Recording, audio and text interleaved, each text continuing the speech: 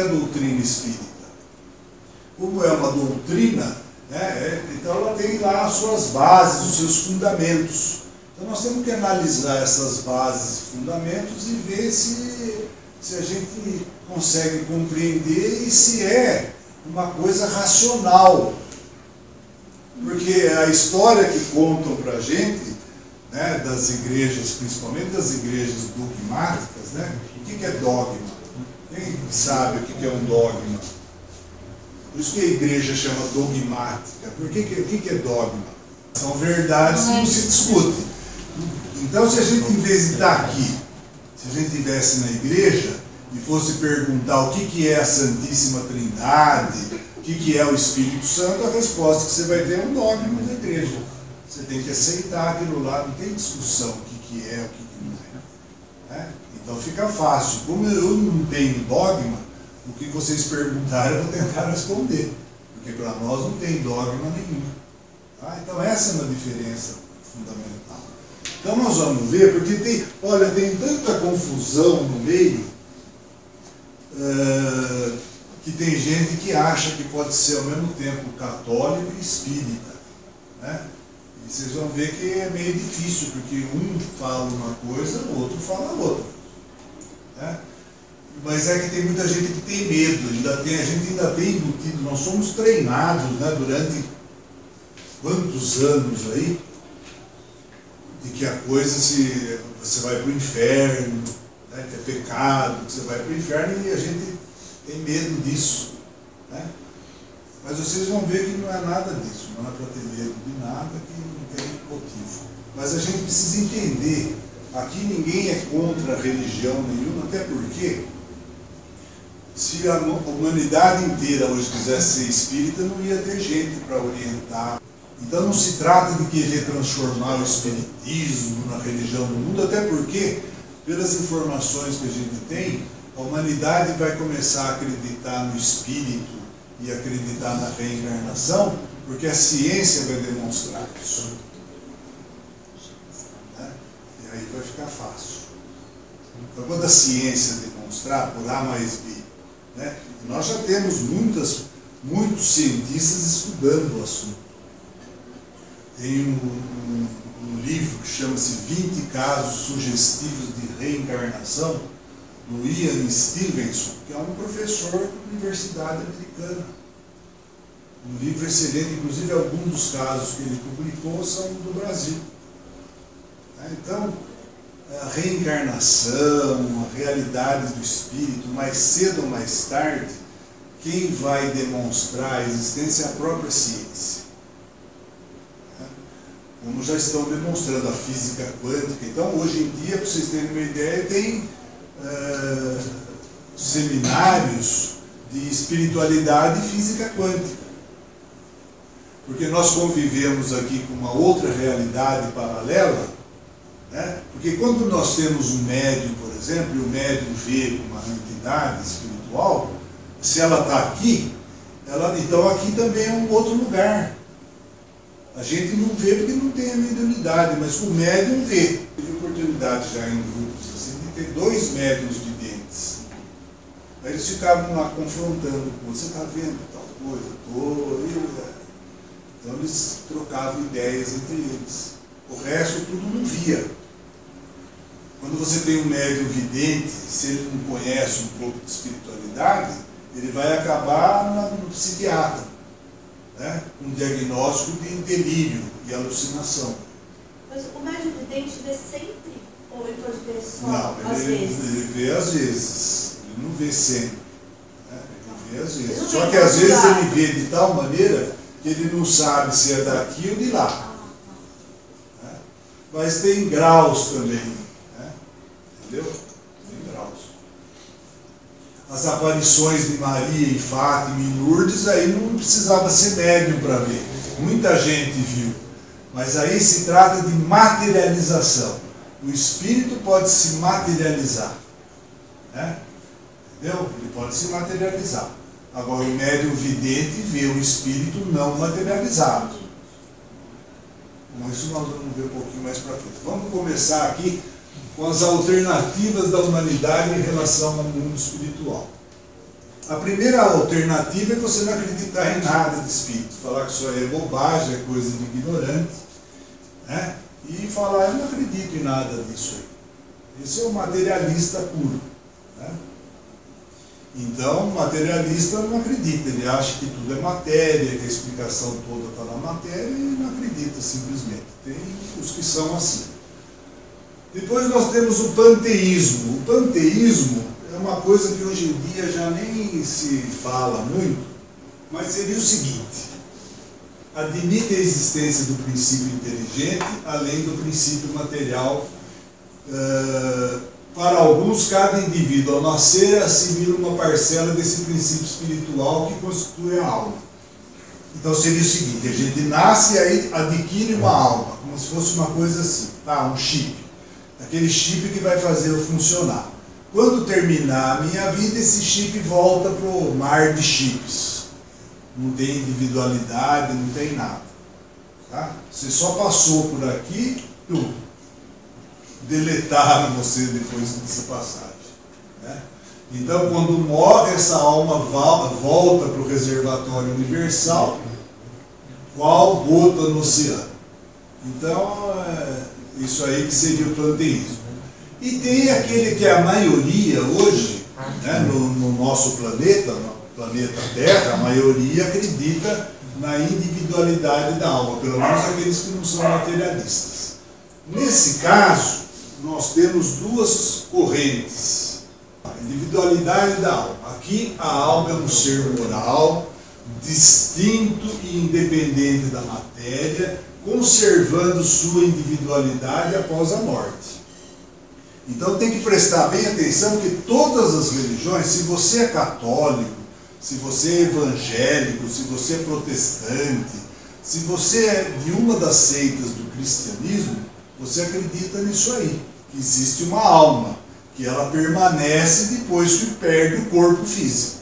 Né? Então você morre, perde o corpo físico, mas permanece a alma.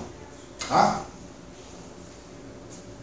Então, olha lá, é um ser moral, distinto e independente da matéria, por isso que quando perde o corpo físico você permanece, conservando sua individualidade após a morte. Nesse caso, nós temos duas correntes principais. Nós estamos falando aqui do Ocidente, eu não estou falando do Oriente. No Oriente, a reencarnação é a maioria. A maioria das religiões do Oriente acreditam na reencarnação. Na Índia, no Tibete, eles são reencarnacionistas. Né? Como a maioria da população do planeta está do lado de lá, então nós poderíamos dizer que a maioria do planeta é reencarnacionista. No Ocidente, não. No Ocidente, nós ainda não somos reencarnacionistas. As religiões, as principais religiões dogmáticas, não aceitam a reencarnação. Tá? Então vamos lá. A dogmática, ela acredita na unicidade da existência. Então aí já começou uma diferença. As religiões dogmáticas acreditam que você só tem uma vida. É aquela lá e acabou. Né? Ela começa no nascimento, então é assim, vocês teriam uma alma, inclusive tem muitos que acreditam, né? Acreditam que a alma entra na hora do nascimento. Isso aí é tão confuso, porque se a alma entra na hora do nascimento, antes de nascer não tinha alma. Se não tinha alma, então podia fazer aborto. Era só carne que tinha ali. Né? E nós estamos falando da doutrina espírita, para vocês entenderem, então ela acredita na reencarnação, na pluralidade da existência. A doutrina dogmática, então, dogma é uma verdade que não admite discussão, aceita-se cegamente. A alma é criada por ocasião do nascimento do ser, sobrevive e conserva sua individualidade após a morte. Desde esse momento tem irrevogavelmente determinada a sua sorte, sem possibilidade de evolução. Se foi mal, terá castigo perpétuo. Se foi bom, terá uma vida contemplativa no céu. Não é isso que a gente aprende lá na igreja. Se você foi bonzinho, você vai para o céu. Se você foi malzinho, você vai para o inferno. E isso não tem volta. Né? Foi para o céu, ficou no céu, foi para o inferno. Né? E tem o purgatório para aqueles que ficaram mais ou menos ali. Né? E aí ocorre a ressurreição no juízo final. Então, para quem acredita, porque tem muita gente que diz que é católico, mas não acredita nisso tudo que eu estou falando aqui. Né? Se diz católico, mas não acredita. Mas é isso aí nas religiões dogmáticas. Vai ter o juízo final. Nesse juízo final é que vai separar. Aí volta o corpo físico. Né? E vai separar quem vai para cá, quem vai para lá. Nesse caso, é impossível o arrependimento e uma nova chance para evoluir. Em resumo, a existência da alma e sua sobrevivência após a morte, isso aí é comum a todas. Né? Acredita que tem. Unicidade da existência, impossibilidade da comunicação entre vivos e mortos. Isso aí também é interessante. Né? Primeiro vamos falar do último que eu já falei, ressurreição dos mortos no juízo final. Então, no fim, na hora do juízo, vai voltar todo mundo.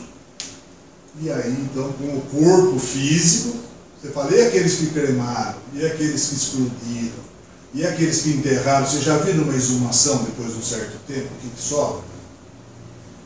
Como é que faz? Como é que vai ser esse processo de voltar para o corpo físico?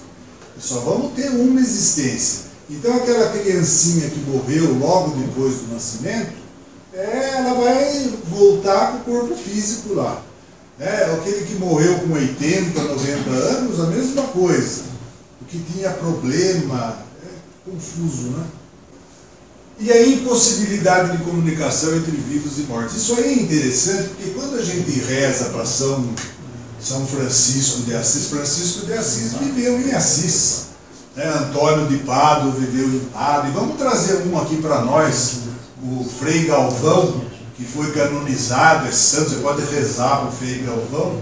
Ele viveu aqui em Guaratinguetá, no Vale do Paraíba. Ele tinha corpo que nem a gente, ele morreu. Ele está lá no plano espiritual e com ele você pode se comunicar. Todos que você se comunica depois, então pode ou não pode comunicar vivo e morto? Se não pode, está todo mundo perdendo tempo rezando para eles. Porque se não tem a comunicação, se a comunicação é proibida, está todo mundo perdendo tempo. Se pode, então como é que fica? Então você pode se comunicar com os mortos? Perceberam como é que a coisa é complicada? Vamos ver o que diz então a doutrina espírita. A doutrina espírita, que foi codificada então por Allan Kardec, o ponto de partida ou de origem é o mesmo para todas as almas, sem exceção. Gente, aí é que começa você a perceber, porque quando a gente pensa em uma vida só, você começa a comparar então a realidade. Você olha para a realidade hoje, você olha lá as pessoas que você conhece, e você vai ver tanta diferença, crianças que nascem bem, numa família estruturada, com todos os recursos, criança que nasce com várias doenças, em famílias desestruturadas, sem condição nenhuma de sobrevivência. Você fala, puxa vida, a pessoa só tem uma chance, só uma vida. Como a gente explica essa diferença que a gente vê? Porque não tem como não ver. É só olhar e ver as coisas que a gente vê aí no dia a dia, escuta nos noticiários e tudo mais. Ver a situação dos refugiados, daqueles que estão morando hoje na Síria, dos africanos. Só tem uma. Por que o cara veio africano e o outro veio suíço, dinamarquês, mora na Finlândia? Como é que a gente explica isso aí? A vida é uma só. O indivíduo teve azar, é isso que a gente vai falar? Fala, Deus, nós não estamos aqui à toa.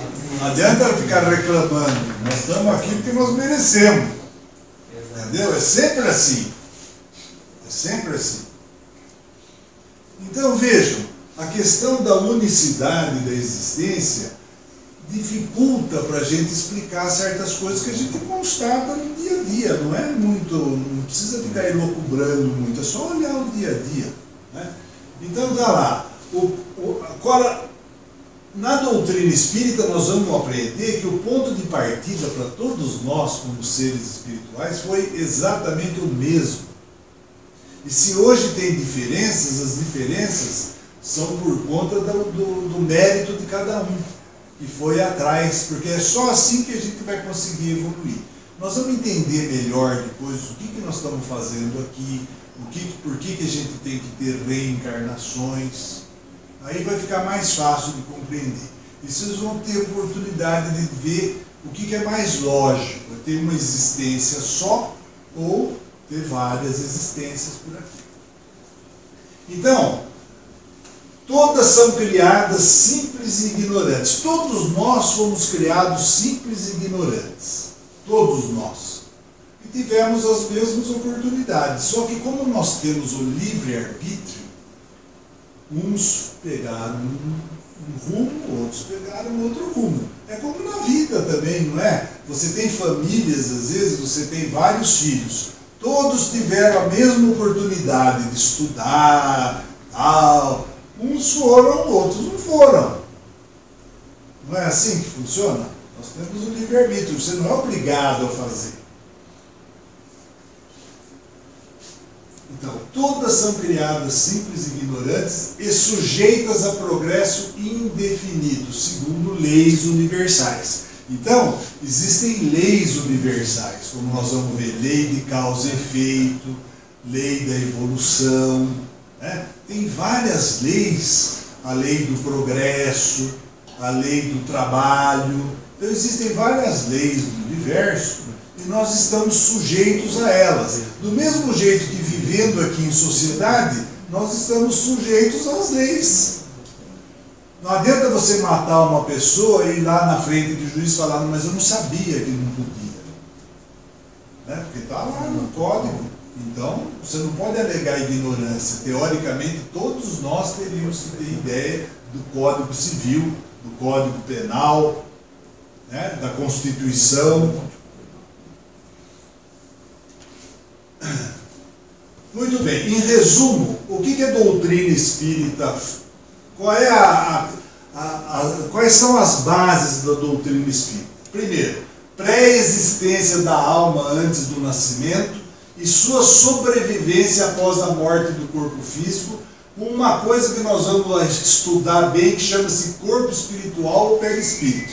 Se a gente não entender o que é isso daí, nós não vamos conseguir entender mais nada daí pra frente. Né? Nós vamos ver que aparece aí no elemento entre o corpo físico e o espírito, existe um outro elemento, né? Que é o corpo espiritual ou perispírito. Que não é novidade nenhuma, gente. Os egípcios sabiam disso 4.000 anos antes de Cristo. Eles já sabiam disso aí. Né? Os hindus também sabiam. Chamavam de várias coisas diferentes, mas na realidade era isso aí. O corpo perispiritual ou perispírito. Então não é novidade nenhuma. Nem a reencarnação foi criada com o espiritismo. A reencarnação já era de conhecimento também dos hindus, dos egípcios. Eles conheciam perfeitamente a reencarnação. Né? Depois, e nós temos, né, como nosso mestre, o espírito mais evoluído que já pisou e que nós já tivemos conhecimento no planeta Terra, é Jesus Cristo. E ele também é reencarnacionista. Tanto é que ele falou claramente para todo mundo ver, né, que João Batista era Elias, um profeta do Velho Testamento, que tinha vivido séculos antes e que tinha justamente profetizado a vinda de Jesus. a vinda de Cristo para a humanidade. E ele falou claramente, isso está na Bíblia aí, católica também, né? Quando ele diz assim, João Batista é Elias. Até os discípulos perguntam, mas como? Nós vimos João Batista nascer, crescer, como que ele pode ser Elias? Elias era um profeta que já tinha morrido séculos atrás. Então o que é isso aí? Isso é a reencarnação. E é interessante a gente ver também, aproveitando esse gancho de João Batista, porque o profeta Elias do Velho Testamento, ele era meio bravo, e quando alguém não gostava das coisas dele, ele decapitava. E como é que morreu João Batista? Quem sabe a história? Salomé, isso, e deu a cabeça de João Batista. Nós vamos ver que é a lei de causa e efeito, né? Você fez, você vai...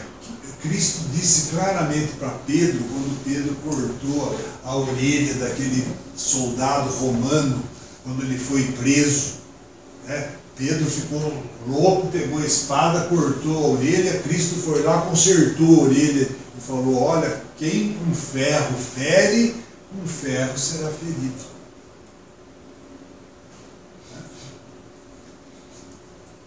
Bom, pré-existência da alma, então, antes do nascimento, você veja bem, olha que diferença. Numa diz assim, a alma entra no corpo na hora do nascimento.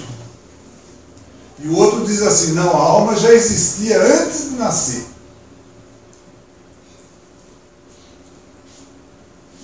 Pluralidade das existências, a reencarnação.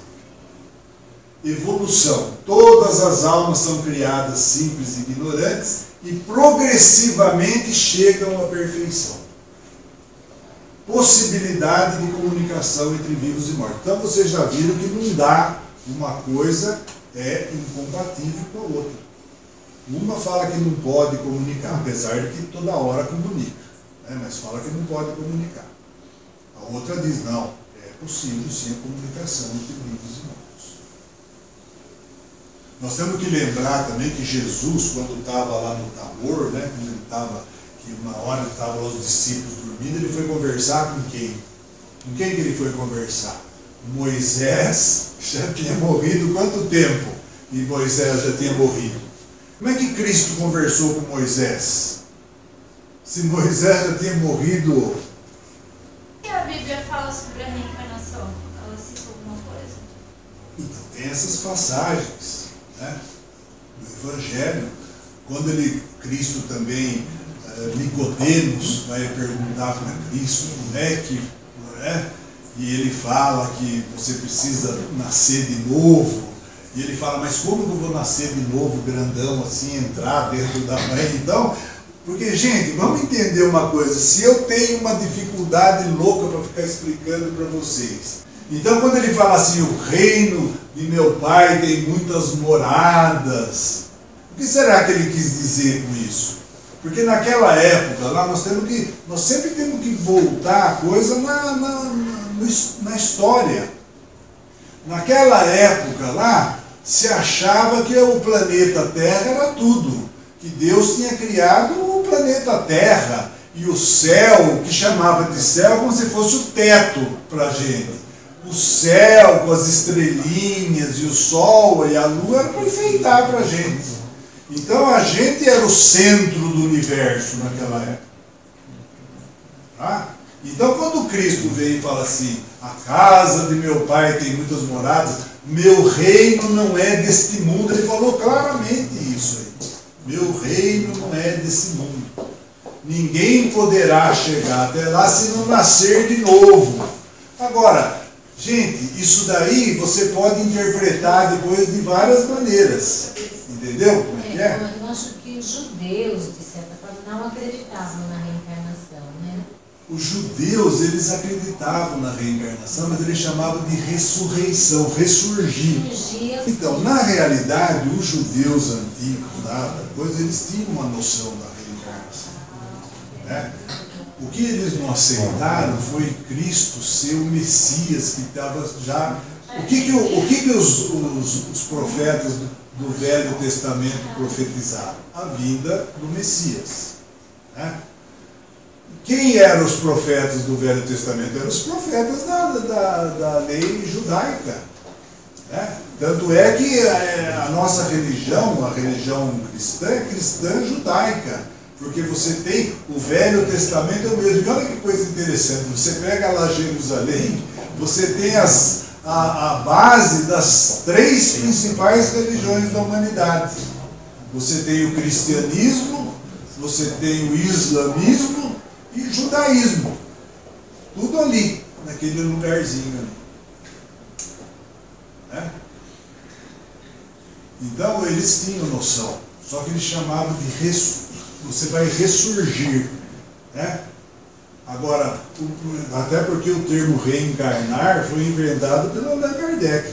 O Allan Kardec, ele teve que criar neologismos, ele teve que criar palavras novas, porque ele não tinha, como que ele ia explicar? Então ele entrou com reencarnação, desencarne, né? Porque ele tinha que explicar de alguma maneira para a gente. Tá? Então esses termos não existiam naquela época. Isso é um neologismo, foi criado em 1800.